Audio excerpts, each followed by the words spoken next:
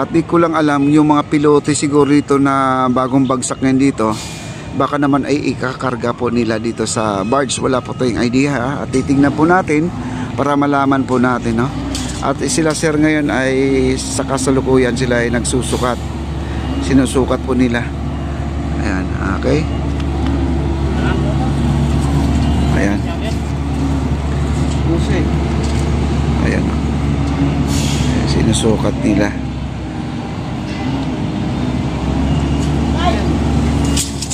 Ayan guys, at medyo mahaba ang kanilang sukat, no? Atras pa tayo. Ayan. Ayan. Maraming nag-aantay dito. Kailan daw umpisahan? Ngayon inumpisahan na. Watch na lang po tayo until matapos itong ating Maestranza Port Santiago guys. Ayan, at ayan na po, ililip na po nila guys. Oh, umangat na po yung ano. Ayan, no? Umangat, no? Wow.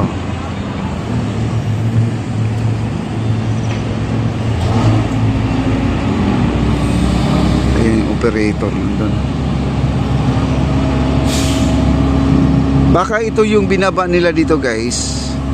Baka ito yung base, no? At magiging base nila dito sa kanilang sa lupa. Dito sa lupa.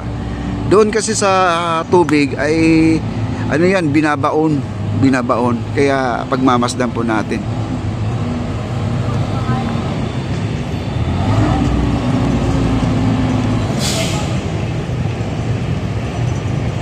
Ayan.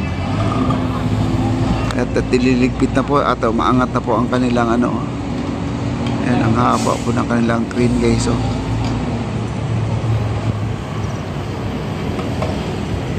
Ayan, bagong bago po ang kanilang ano, ang kanilang gamit guys. Kita nyo na ang kanilang portable lifter mga kaibigan. Napakalaki, no? Yan, ang laki, oh. Yan, nandun na po sa itaas. At siguro guys, ito ay niligpit na po nila kasi ito ay, ang oras po natin ngayon ay mag-alas 3 na, no? At tingnan po natin kung ano po ang next nito kasi parang inaayos nila, no? Sana po ay magbaba pa sila para makita po natin, no? Ayan po ang kanilang malaking tali na nakalambitin pa, oh. Grabe tong barge nila guys, napakalaki tong barge nila. Ayan, oh. Parang kala mo tulay, no? Tulay.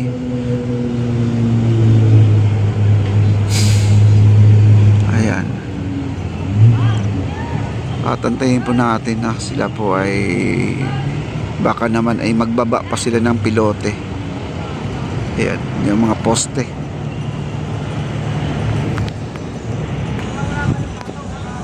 Ayan po, inaangat na po yun. Ayan, inangat na po yung ano, yung poste. Ayan po, ilalabas na po nila guys, no? Ayan na.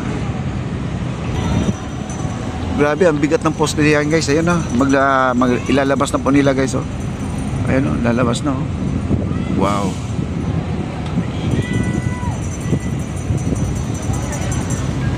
Ang laki.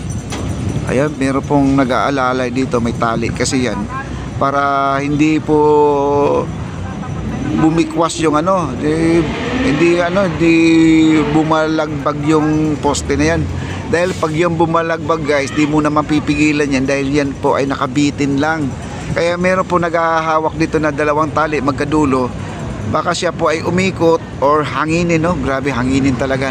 Hindi po hamahangin na, sobrang bigat guys. Ayan, o, at nakabitin ng ganon. Ngayon iikot na po siya papunta doon sa kabila. Ayan, tingnan nyo guys, oh. Ayan, oh. Iikot na po siya papunta sa kabila. Ayan, oh.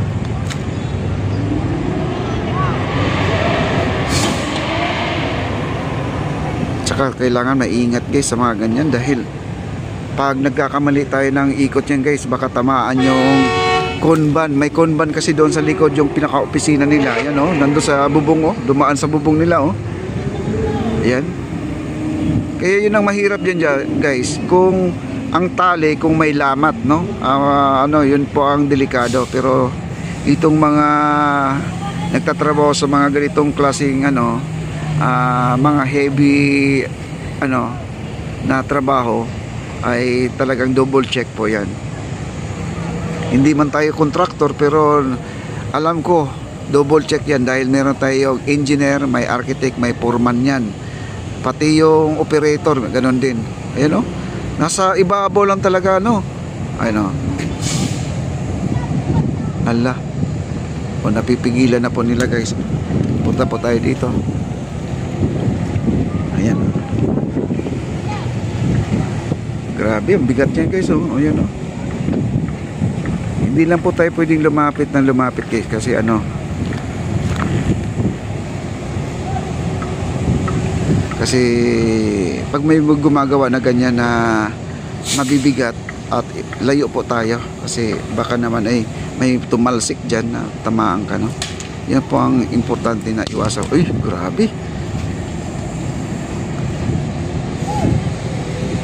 Ayan, inangat pa ng konti guys, oh. Ayan yung operator natin na sa taas. At saka napakahaba yan guys. Ayan, oh.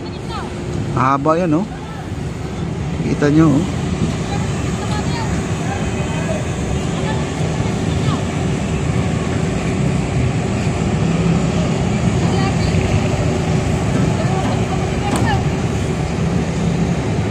At saka nandito na rin yung mga gamit ng mga workers natin. Talagang ready na sila, no? Parang nag-evacuate sila. Kasi sila po habang gumagawa dito ay stay-in po yan dito. Gagawa sila ng barracks dito, yung tulugan nila. Para hindi po sayang yung kanilang pamasahe, uwi, no? Uwi ng uwi. Siguro every Sunday uwi nila, no? Pagdating ng sahod siguro. Ganun po. Sa bagay, madali lang magpadala ng pera sa ngayon. Pwede na rin hindi umuwi. Yung iba naman gustong umuwi para naman ay mabisita ang mga pamilya, yung mga anak, no? Ayan. O, ayan, kailangan po maayos po ang kanilang paglapat, mga kaibigan. Kasi yung ilalim niya, meron silang tinatawag na parang kalong, yung kalso, parang ano ba, parang nakaangat para madali na siya sakwatin pag yun ay ikakabit na. Mahirap dulukutin yan guys, napakabigat yan. Oh. Okay.